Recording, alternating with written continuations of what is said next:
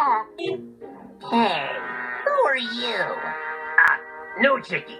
My name, Kevin.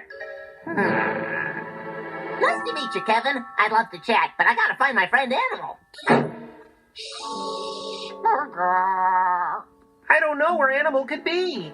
Oh, this is bad. His sneezes won't get better if he doesn't go to the doctor. Okay, snack time, everybody. Hey, where's Animal?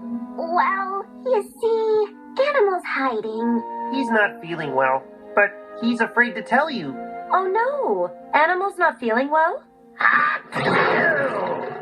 Excuse me. Gesundheit, Kevin. He's new here. Are you okay, Animal? I heard you weren't feeling well. Yeah, Animal have sneezes, but Animal no want doctor. You know, Animal, when I was a little girl, I was afraid to go to the doctor. You were? Nanny scared? I sure was. Animal scared too. I know, and it's okay. It can be scary to do new things, but having your parents take you to the doctor can make you feel better.